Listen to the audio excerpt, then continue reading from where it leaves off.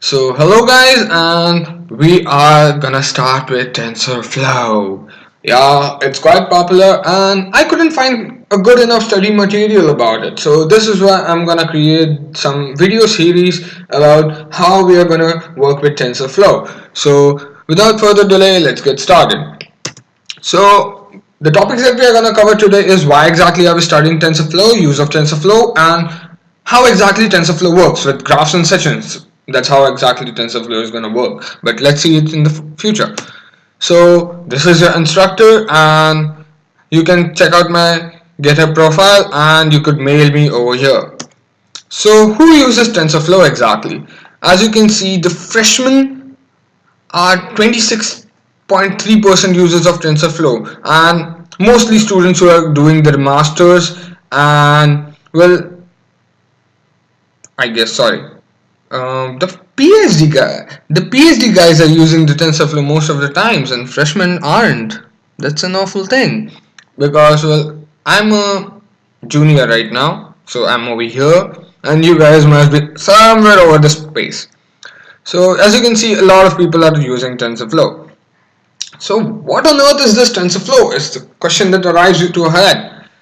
It is an open source library that you can read over here, and well, it has been used in almost everything that contains an artificial intelligence today, at least most of it. Now, after this, we can see the applications and we can see the some of the things that TensorFlow provides. So let's get this started. So why exactly are we using this TensorFlow today? It works well with Python, and Python is easy and dummies can learn it. So if you are dummies, you should learn it too. Anyway, the portability of TensorFlow is the main thing that helps us use TensorFlow. It works on CPUs, GPUs, and ASICs, which are known as tensor processing units. It works on all platforms. It helps us in managing our experiments easily, so the people who are researchers, they get to use this TensorFlow quite easily. Again, it contains such features such as auto differentiation or auto diff, so that you don't have to compute those god awful derivatives. Now again, there are a lot of people who use TensorFlow, and the visualization is the best thing about TensorFlow. So let's get further. So, who uses this TensorFlow? These are all the companies. You definitely want a job in these companies. Or if you're an individual researcher who loves to write research papers, and you are tired of the tedious codes that MATLAB runs, and I'm not saying that MATLAB is a bad software, but the codes are pretty slow, and you get to use GPUs, which make your work much faster. So is TensorFlow as cool as I'm describing right now? I'll let you see it for yourself in the following few slides. If you are interested, you can check out other applications as well. So this is a neural style transfer. Like you take a photo like over here, I took Neil deGrasse Tyson and I like him, and I took a random pic and I style transferred them. Now this looks like an awful result because I did it. Okay, it just looks awful. But if you want to see awesome results, first of all, you can use the research paper as given below, and you can see awesome results over here. This is a simple pic. This is a Van Gogh, I guess, and this is how style transfer works on it. It's pretty amazing. And this doesn't work like your simple filters that you apply on your camera. This is much more deeper, and you will know as you will study further in this course. So text to speech, it was previously considered pretty difficult, and well, it was until TensorFlow came around.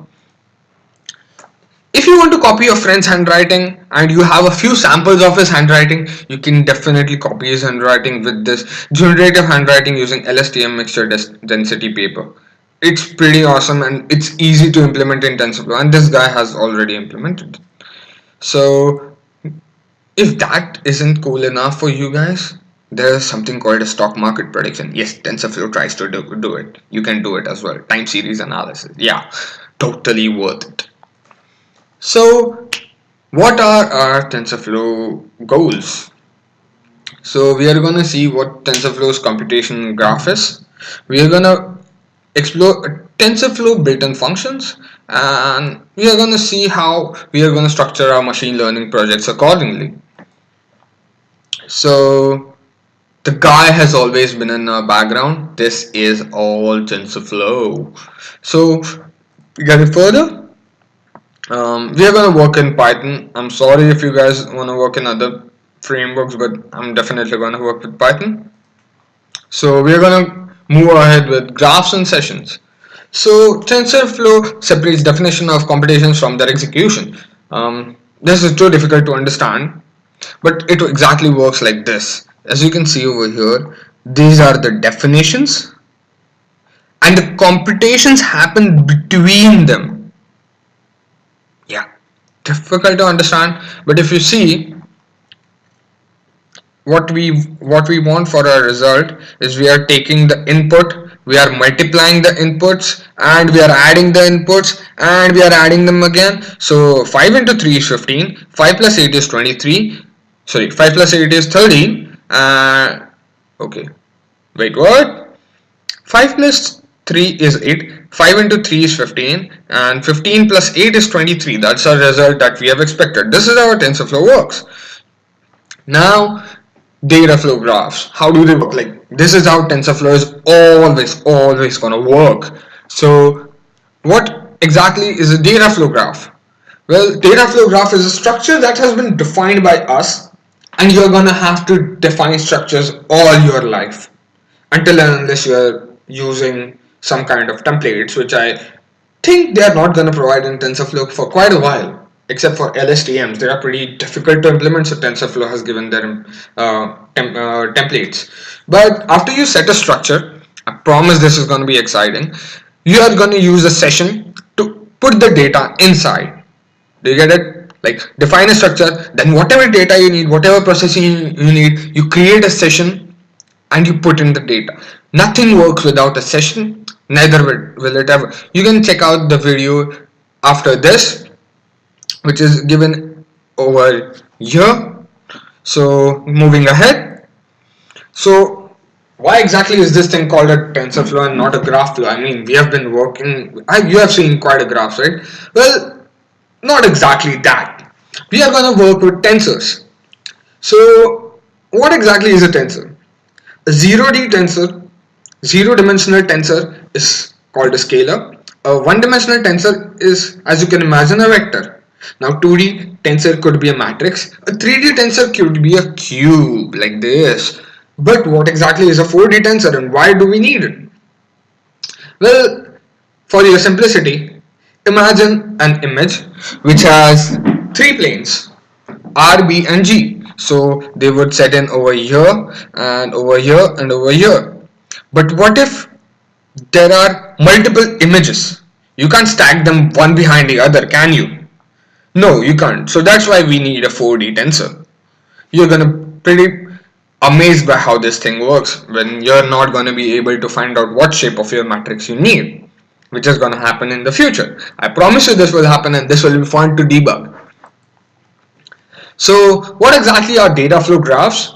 This is brought to you by TensorFlow, our partners. Just kidding. I mean, this sponsored the video. Google did, but well, they don't.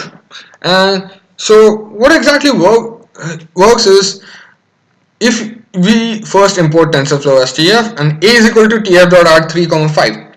So what it will do is create an add which looks something like this, and it will provide it with two inputs, and these two inputs will have the values 3 and 5. So like TF is kind of awesome, so it will automatically name your nodes.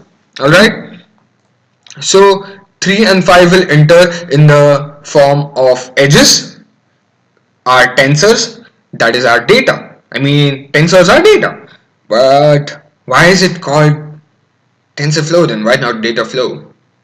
Guess this will be your secret, we will never know. So, what if we want to build more than one graph? Like, we want to add something called as multiplication and subtraction and something else. But I promise you don't need more than one graph. The session runs the default graph until and unless you are inventing something new, I guess. So multiple graphs require multiple sessions. Each will try to use all the resources available by default. So until and unless you have restricted TensorFlow resources and then created multiple TensorFlow sessions, it will be an awful thing to do because you can't pass data simultaneously between all of them at once. So you can, in other ways, use a disconnected subgraph inside a graph. So that's it. We are gonna cover TensorBoard because we have already consumed 10 minutes. Thank you. Well, please like, share, and subscribe though.